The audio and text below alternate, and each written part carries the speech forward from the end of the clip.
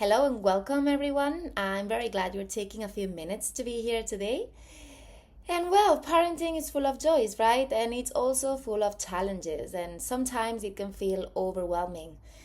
So, here I am to walk you through how to better support the socio emotional development in children aged 6 to 12. And before I start, I would like to share something that might resonate with some or many of you. You probably have chosen Montessori because you care deeply about respect, autonomy, and connection, or maybe you just want your child to grow with confidence, empathy, and independence. And yet, there are moments in your home when where things don't go as planned, right? Where things don't go as expected. Maybe your child argues about rules that seem very simple for you. Maybe helping at home turns into a battle every day. Or you notice behaviors that puzzle you, like defiance, frustration, or withdrawal. And in these moments, it's easy to think, wow, there's something wrong with my child, or what am I doing wrong? How can I do a better parenting, right? But I want to start with it's not a children problem, it is a perspective problem. And what do I mean by that? So, children are giving us information about their needs, their stage of development, and their emotional world. What looks like defiance, distraction, or even laziness is often a signal that their needs aren't fully understood or met. So today I am here not to judge, not to correct, or to fix any child. I'm here to shift the lens we look through so we can respond with understanding, guidance, and connection. Most conflicts don't appear because the child is difficult, but because we're asking for things that don't fit their developmental stage. So, when we don't understand where a child is developmentally, we adjust our expectations quite poorly. And when these expectations don't match the reality we are expecting, then frustration appears. But not just for us, for the adults, also for the children. Montessori gives us a very powerful tool, looking at development before judging behavior. So, for example, no one would ask a 3-year-old kid to tie his shoes perfectly and then get angry at him because he couldn't do it. Because we understand that he is still learning, right? So, with children 6 to 12, the same things happens, but more in the emotional, social, and moral way. The first plane of development is very different from the second one. Just because children 0 to 6 year old are exploring everything, they are absorbing their environment and they're modeling adult behavior. So they obey naturally and almost automatically because they learn routine, language, and social rules simply by watching and imitating.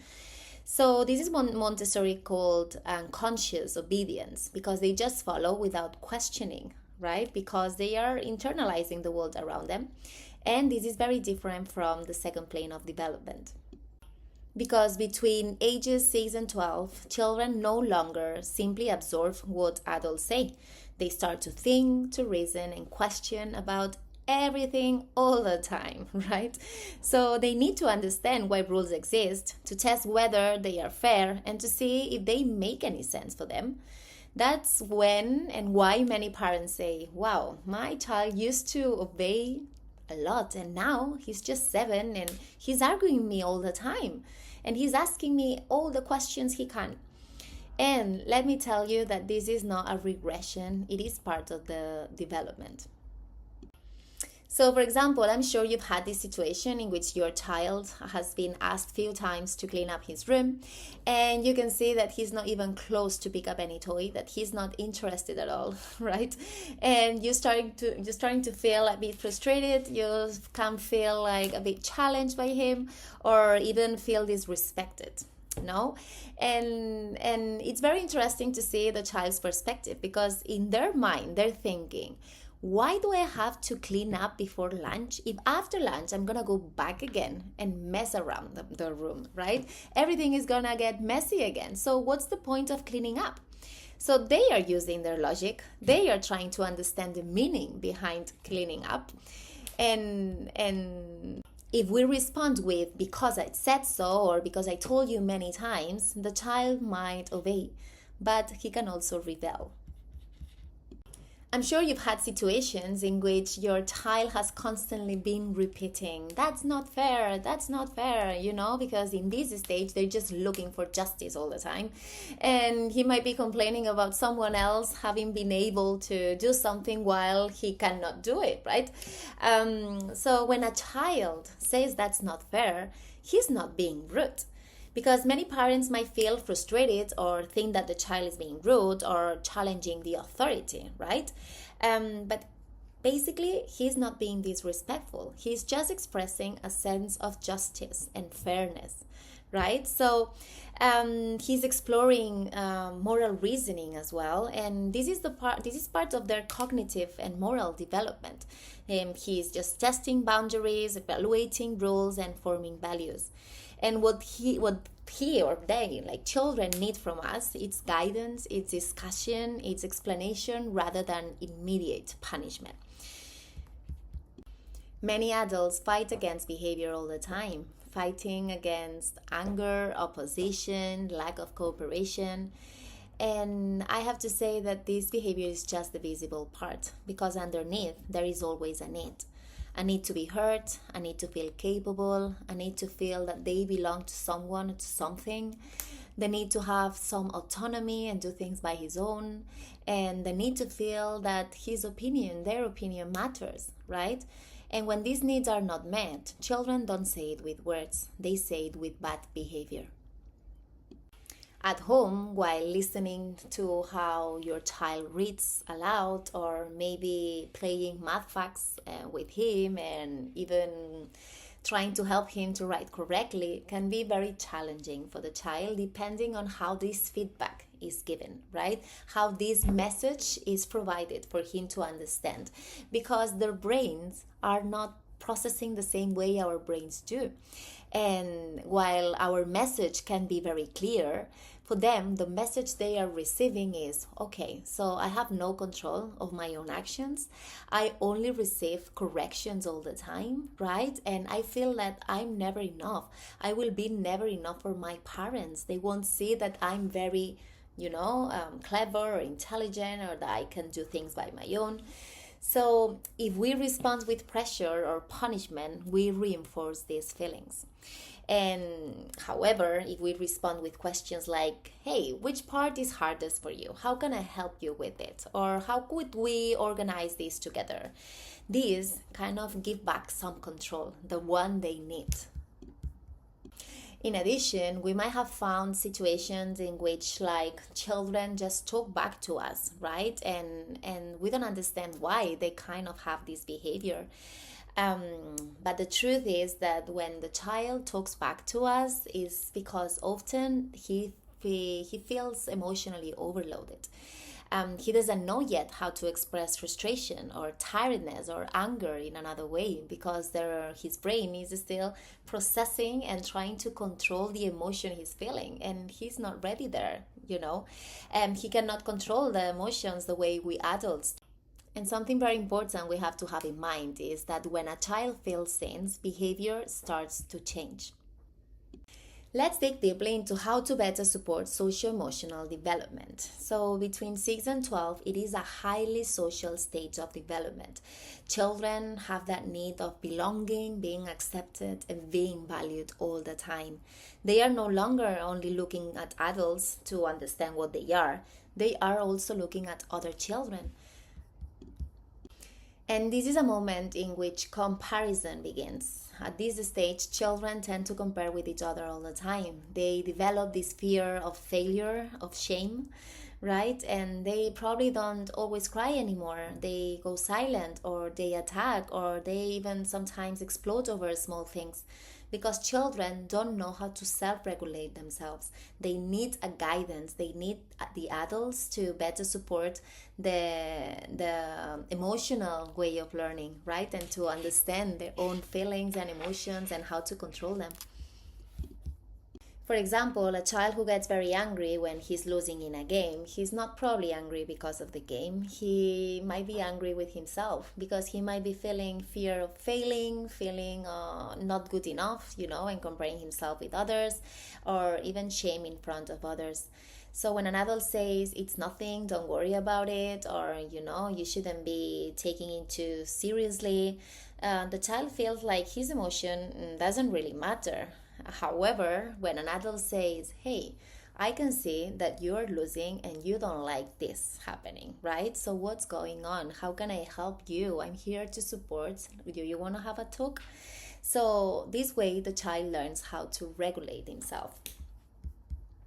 I would also like to share that a quiet child is not always a calm child, because sometimes silence is a way of protecting themselves. So we have to be observant. We have to really understand what's going on if there is a child who is probably not sharing many things, and how to better support this development, this emotional development, for him to be able to express what he's feeling and how to express it and communicate it with no fear.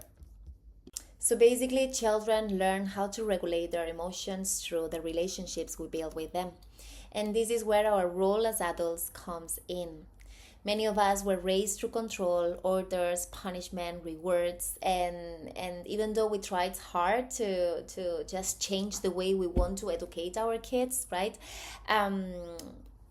Things don't work sometimes, and we tend to repeat that because we have internalized patterns created by our own experiences. So at this stage, the more control, the more power struggle. Accompanying does not mean letting everything go. It means setting clear limits and respect. So saying something like, I understand you are angry, but you cannot hit, teaches two things: that there is a limit and there is an adult holding the child's hand. There is an adult to support whatever he does and to guide him too. So authority that educates, it's not imposed. It is built through relationship. So let's talk now about concrete changes that we can do at home. Many children don't cooperate because they don't feel included. They just feel that they are forced to do something they don't really want to do, or that they don't understand why they have to do it, and they repeatedly ask questions about why, and then they just complain about not doing it, right? So when everything is decided by adults, then resistance is a very natural response. And as a tip, like letting them choose the order of tasks, give them a sense of control, and they feel like they are included in the decision of doing something. Many of you might already know that routines work really well for the kids. So they really give a clear structure for how the day is going to be, and it gives them that sense of control about what's going to be happening and how to anticipate all the tasks that they're going to be doing, right? So in the morning routines, children might struggle because they see us, the adults, right, rushing over, because of course we have many things to do and we have to be patient because these kids are taking so long to be able to develop their skills about independence, autonomy, like getting dressed, brushing their teeth, having snack, right? And we lack of time, and that is true. But we have to consider that children experience this as a constant external control.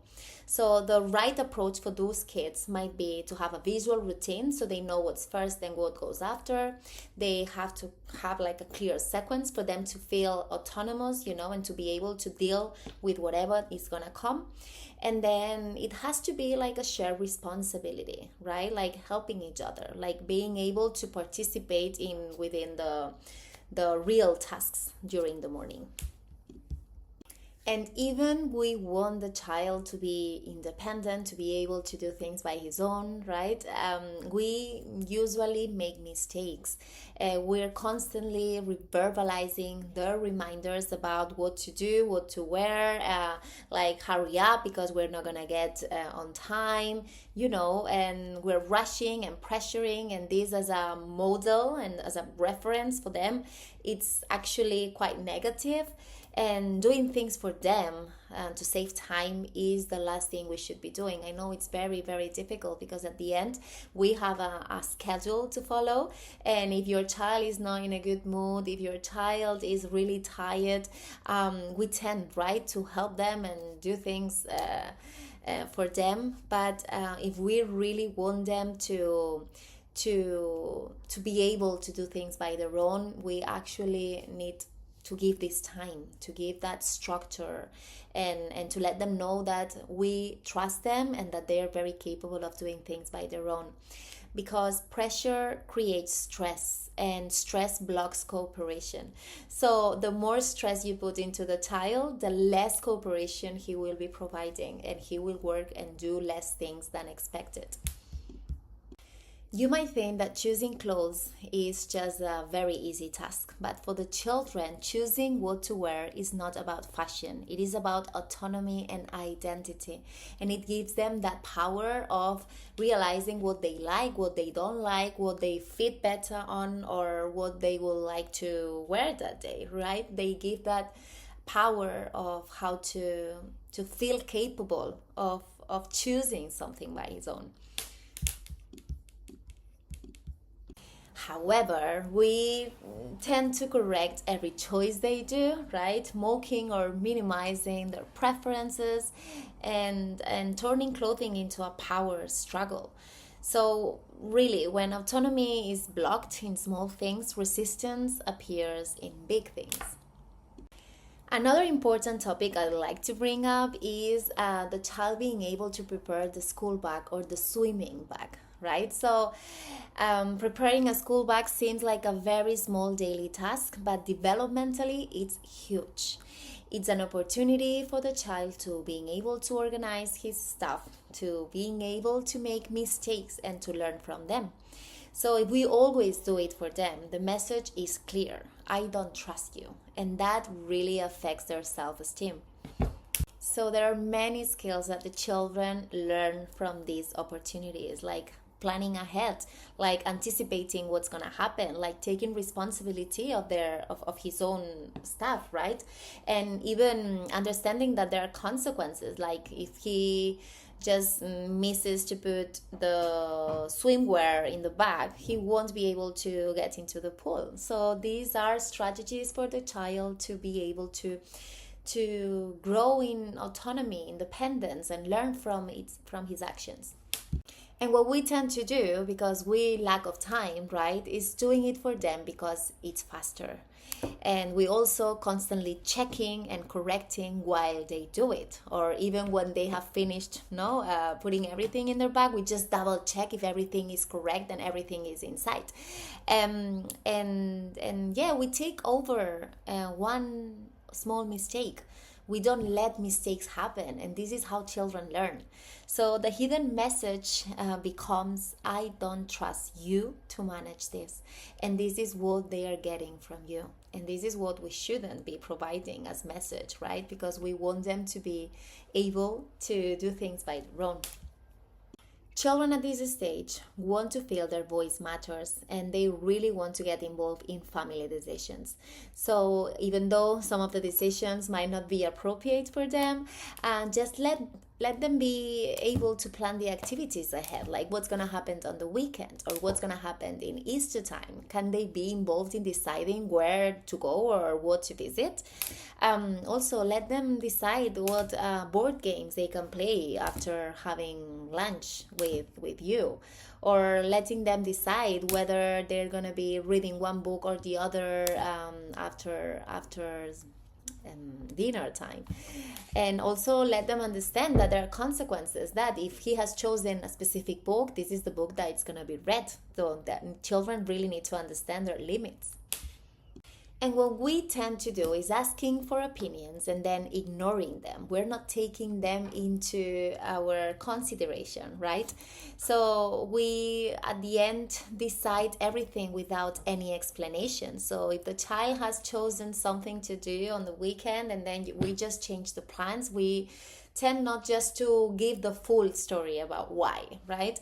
And then it can be very confusing, for them, and they can lack control about their own decisions. And so participation doesn't mean deciding, it means being considered. And I think this is very important, that to take into consideration what the child needs and the interest it has to do with you. It's a very, very important thing to have in mind. Finding the right balance between freedom and limits helps children grow into confident, responsible, and emotionally secure adults. We know too much freedom can lead to confusion and insecurity, while too many limits can create fear or rebellion. So, where is the balance? How can we be promoting this at home, right? It's quite difficult. So, the first of the things that we have to do is establish clear rules, flexible choices as well. Another important point to balance freedom and limits is the respectful communication. So, as parents, it's important to teach that all emotions are acceptable, but not all behaviors are. So, a child can feel angry, frustrated, or disappointed, and that's very, very normal. That's completely normal. However, hitting or hurting others is not acceptable. So, when we say it's okay to be angry, but it's not okay to hit, we guide them toward healthier alternatives, such as expressing their feelings with words, drawing, or taking a break to calm down. The goal is not to suppress emotions, but to teach appropriate expression. And this is something we all should be providing. Another key point is the age-appropriate responsibilities. So children need responsibilities to develop accountability and independence. For example, cleaning their room should not be optional. However, you can offer controlled choices like, hey, you need to clean your room. Would you like to do it before dinner or before bedtime? The responsibility remains firm, but the flexibility in timing gives them a sense of autonomy. Another important point, and we don't talk too much about it, is the technology boundaries. So clear limits around screen time are essential. For example, you might set a 1 hour daily limit. That boundary should remain consistent. It shouldn't be changed every day or every week. Within that structure, you can allow choice. You can decide which game to play or which show to watch during your hour. If necessary, you can put an alarm, you can put a sun timer, which really work very well in our classrooms. And yes, so this approach prevents overuse while still respecting their preference and interests. And just have in mind as well, like the massive effect that technology has in the children's brain, and how many skills are not developed as expected because of this. The last point I'd like to share is the natural consequences. So whenever possible, allow natural or logical consequences instead of immediate punishment. For example, if a child forgets his swimming bag, he might experience mild discomfort and learn to be more responsible next time. Our role is to support and guide, not to rescue them from every mistake they do, right? They make. So this builds responsibility, resilience, and long-term learning without harsh control. Research in developmental psychology shows that the authoritative parenting style produces children who are more confident, better at self-regulation, socially competent, and academically stronger. So if we want children to be responsible and accept the consequences of their actions, we must model their behavior ourselves. Children learn more from what we do than from what we say. So we should be taking care of ourselves, like owning our mistakes. When parents apologize, children learn that they can do that as well without any shame.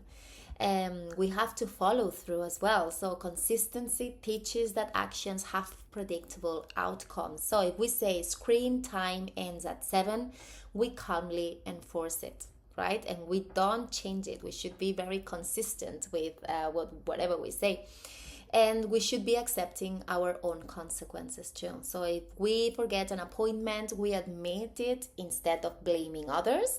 And if we overspend, we adjust our budget instead of complaining. So this is what children observe all the time. And these children, when they observe how we respond to discomfort, failure, and responsibility, they tend to learn in a better and positive way. To sum up, I would like to remind you that respecting the child means understanding his development, adjusting expectations, and guiding with clear limits. So, respecting in parenting is not about being permissive or giving in. It's about truly understanding what a child is capable of at this specific age and stage of development. Right? So, when we understand it, we stop expecting behaviors that they are not ready yet to manage. And adjusting expectations, understanding that a toddler will struggle with impulse control and that a young child is still learning emotional regulation, help us understand as well that they can make mistakes and the mistakes are part of their growth. So we respond based on what they can learn, not what we wish they already knew. And finally, guiding with clear limits means we remain firm and consistent. We set boundaries that provide safety and structure while still treating the child with dignity. Respectful parenting is not the absence of limits, it is the presence of calm, clear, and developmentally appropriate leadership. Conscious parenting is not easier, it's deeper. And thank you so much for having taken the time to be here to listen to everything I've said, and hopefully um, everything shared is gonna be a motivation for you to do a self-reflection, to understand how you deal with different situations, and if needed, try to implement new strategies.